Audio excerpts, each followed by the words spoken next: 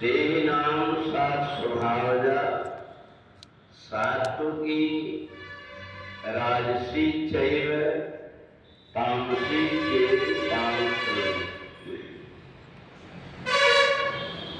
मनुष्यों में तीन प्रकार की श्रद्धा होती है, सतोगुणी, रजोगुणी और तमोगुणी। यह पूर्व जन्मों के संस्कार से उत्पन्न होती है।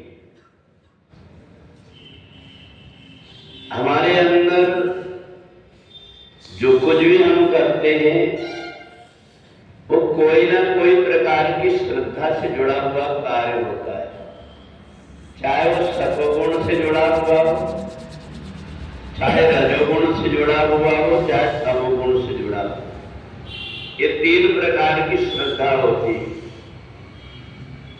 और इन तीन प्रकार की श्रद्धा जो हमारे अंदर है, इसका उदय कहां से होता है या हमारे शरीर में आती कहां है?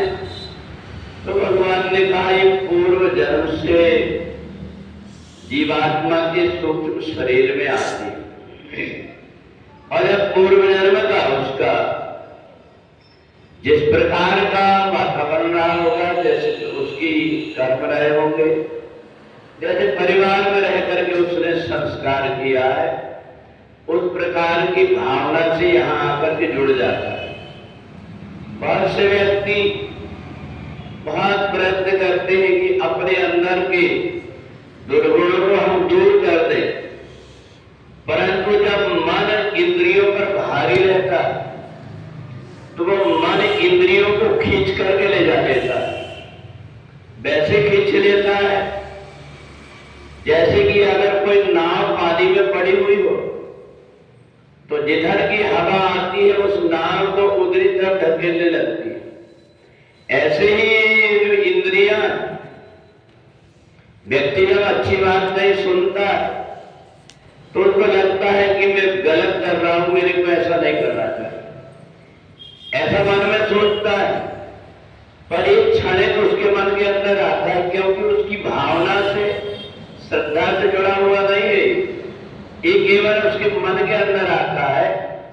और जब कभी इंद्रियों को लगता है, वो इंद्रियां फिर से मन को अपनी तरफ खींच करके उस काम में व्यक्ति को लगा देती है।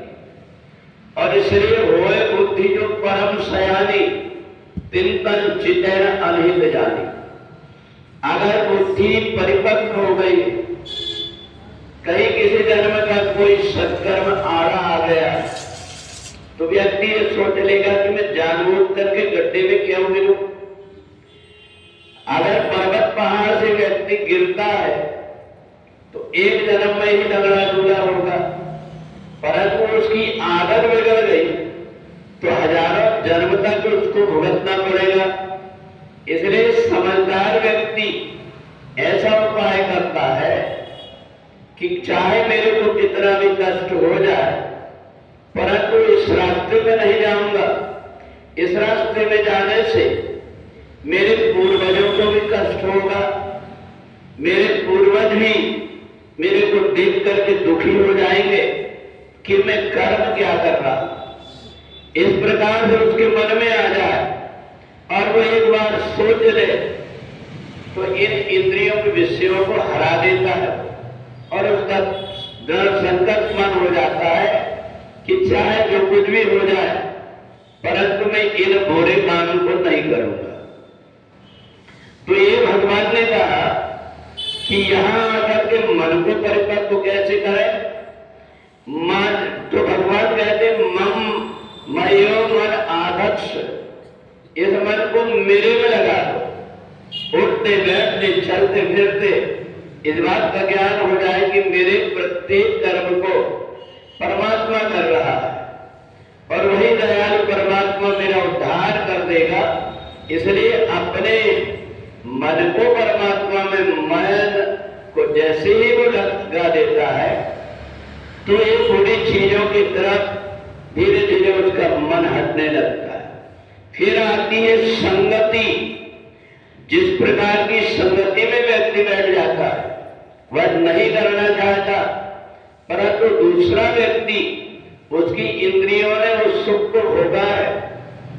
जलेबी व्यक्ति ने खाया है, वो अगर दूसरों के पास दूसरों को बैठ करके खाते देखता है, उसके मुंह में अपने आप पानी आ जाता है।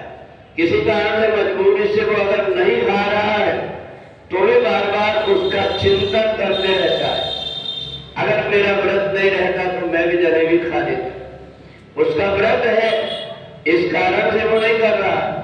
इसी प्रकार से अगर वो कोई संकल्प से बना हुआ होता है, तो जहां दृढ़ संकल्प से व्यक्ति बना हुआ होता है कि मैंने कोई संकल्प कर लिया है, कार्यम साध्य या शरीरम पाद्य, शरीर भले छूट जाए परंतु मैं अपने संकल्प से पीछे नहीं हटूंगा, ऐसा मान करके जो बुरी आदतों को छोड़ देता है, तो अभी चेतसी पापिभ्या, भगवान इतने दयालु है कि वो पापी से पापी व्यक्ति भी क्यों ना हो, उसको पवित्र कर देते, उसकी अवगुण को नहीं देखते।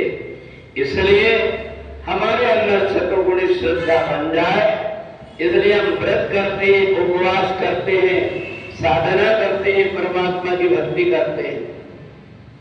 और जो नहीं करता उसको अनेक प्रकार के नरक में सड़ना पड़ता है, अनेक प्रकार की यातनाओं को भुगतना पड़ता है। गोकुल नगर में एक वैखनक नाम का एक राजा रहता था। राजा के राज्य में प्रजा बड़ी सुखी थी। राजा धर्म कर्म करता था। उसने एक दिन सपने में देखा कि मेरे पूर्वज जो है नरक में पड़े हुए, उन्होंने राजा होकर के प्रजा के साथ